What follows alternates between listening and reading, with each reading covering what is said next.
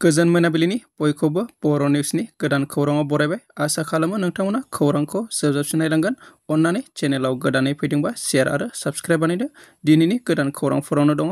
मोनसे दुखुनांथाव जाथाय जादों खासियाबारि मेलायाव दैमालु नार्जारिनि गंसे S16 GR 4596 नम्बरनि इ-रिक्सा टट'आ गोमादों।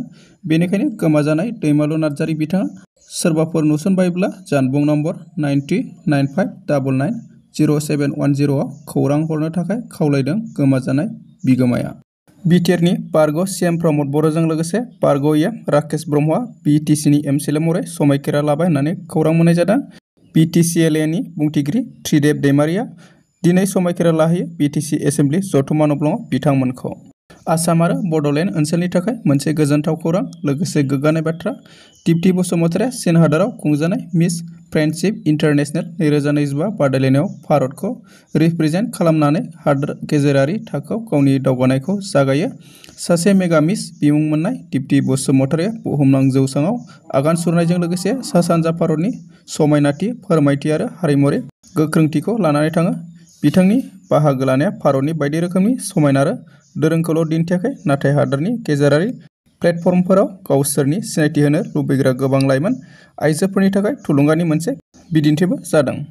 बिजिनि सोलोंसालिमा फरायसा खौसेथि आफादआ 2025-26 नि सरासनस्रा बिसायख'थिया फैगौ 30 अक्ट'बर 2025 इं अक्ट'खालि जानो थांगासिनो दं। गुबुन गुबुन बोसोराव बिजनि सोलोंसालिमा दालाइ एबसुआ बे बिसायख'थियाव बाहागो लाबोबाय थादों आरो जेब्लायबो देरहासार जाबोदों आरो सोलोंसालिमानि जौगानाय हाबाफारि मावबोदों। लोगोसे सोलोंसालिमायाव बर'नि राव, हारिमु आरो थुनलाइखौ बायदि बायदि हाबाफारियाव बाहागो लानायनि गेजेरजों गोजौ मानदान्दायाव लाखिबोनो हादों। बेनिखायनो देग्लायबो बिजिनि सोलोंसालिमा दालाइ एबसुआ बे बिसायख'थियाव गोख्रोङै बाहागो लादों। सोलोंसालिमायाव गुबुन हारिनि सुबुंफोरजों सोमोन्दोखौ मोजाङै लाखिनो आरो खौसेथिखौ लाखिनो थाखाय बिजनि सोलोंसालिमा दालाइ एबसु आरो ABBYSF आरो ABMSU बे मोननै फरायसा आफादजों लोगो लानानै हान्जानि मोन्थोरखौ रान फर इउनिटि मुं होनानै बिसायख'थिखौ जयै गेलेनो सिगांदों आरो देरहानायनि थाखाय जेब्लाबो खामानि मावबाय थादों। बाक्सानि रुपहियाव थामथि खाथि माइनाव बाथौ खेराइ फोरबो आरो रुपहि बियाब बाथौ गौथुमनि 57थि बोसोरारि जथुम्मा खुंफुंनाया मैया जोबनानै थांबाय। खुंफुंनाय हाबाफारिजों लोब्बा लाखिनानै रुपहि बियाब दुलाराय बाथौ गौथुमनि गाहाय नेथारि बाबुल नार्जारि आरो गेवलां मेलाव थांखि जानाय बुंथिगिरि महरै बाहागो लायो क'क्राझार मुलुगसोलोंसालिनि बिबुंग्रा डक्टर कमल बड'सा बिथाङा।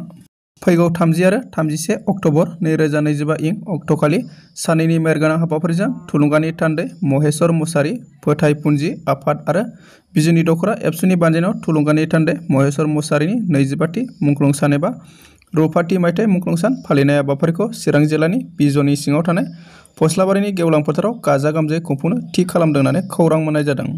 रुंसारि जुबिन गार्गनि सानै बडिगार्डनि हेंथायै गुबुन गुबुन केस थिसननाय जादों होननानै खौरां मोननाय जादों।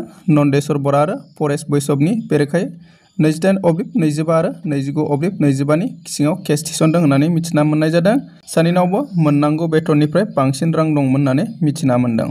5 नं क'क्राझार लक सभानि MP जयन्त बसुमतारीया निउयर्कआव इउनाइटेड नेशन जेनेरेल एसेम्बलिनि UNGA नि 80थि जथुम्मायाव थान्दै हान्जायाव बाहागो लाहैगोन होननानै खौरां मोनदों। दासिमनि खौराङा एसेनोसै। अन्नानै खौरांखौ मोजां मोनदोंबा लाइक, कमेन्ट, शेयार आरो साबस्क्राइब बानायदो।